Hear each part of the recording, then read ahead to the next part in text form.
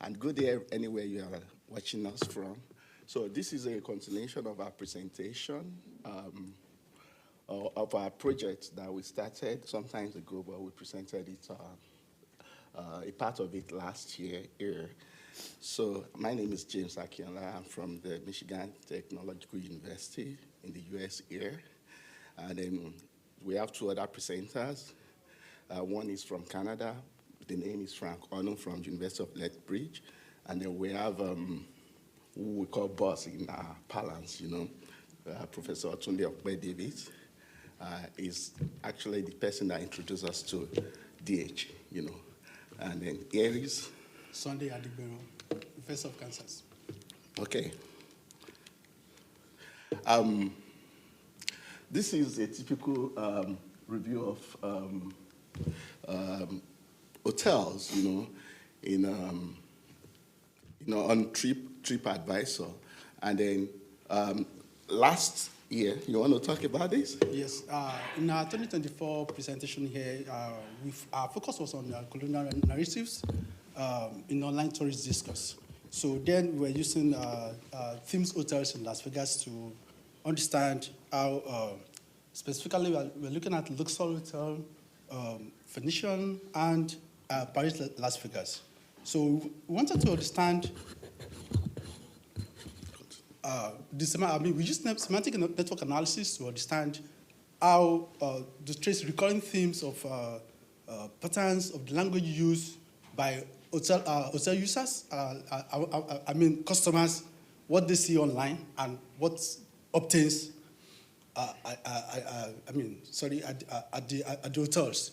So we're trying to understand how tourist imaginaries and commodified cultural symbols emerge as online reviews in Luxor, Venetian, and Paris, Las Vegas. So what we did was to understand what this tells us about hyperreality and cultural representation, whether what obtains in some of these hotels as they represent the cultural, we are trying to see whether some of these hotels, they are representative of culture and whether this obtains from the reality, what customers see and what they experience.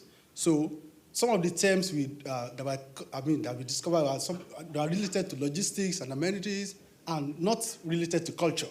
So we also noticed a noticeable absence of culturally meaningful words that does not really relate to Egypt, or just like what Luxor represents. There is no representation of what, the cultural representation in this is not feasible, unlike the consumer experience. Okay, so for context, our focus is hotel, right? But we are looking at hotel as tourist destination, right? And then we selected themed hotel. That is those hotels that are structured in line with a particular culture, right? Or to tell a particular story. So we chose Luxor in Las Vegas, Venetian, and in Paris, La Paris in Vegas. Vegas, yes. So our first part of the presentation last time showed that, okay, people are not talking about all these structures, all right? So what happened, all right? They're not talking about anything. They're just talking about surveys. They are talking about the cashier desk. They are talking about parking lot like we've experienced here today, So they are not talking about, for example, the conference we're here for, right? So that's the kind of thing. So then what happened? So we went there to see what is actually going. So, but our going there was supported with funding from the Institute for Policy, Ethics, and Culture, which I have to say this here. And that was last year, between November and then November to the end of November last year. Now, and these are the things we found. We found that truly Las Vegas themed hotels replicate some of the structural description that you see elsewhere. For example, that of the Sphinx in Egypt, the hieroglyph, the pyramid, especially that of Luxor. When you go to Venetian, you see an imitation of Venice, like you can see here, you know. And then when you go to Paris, you see the Eiffel Tower, you know, and all this. So, and then you want to see how the tourists, now, those who are using the hotel, how are they consuming these simulacra? So there is consumption, but how are they consuming it?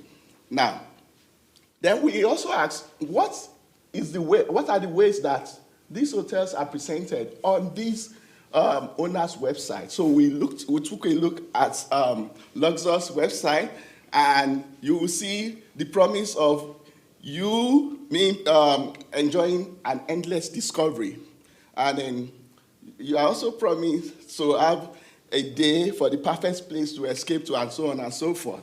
But what do you see there? Yeah, thank you.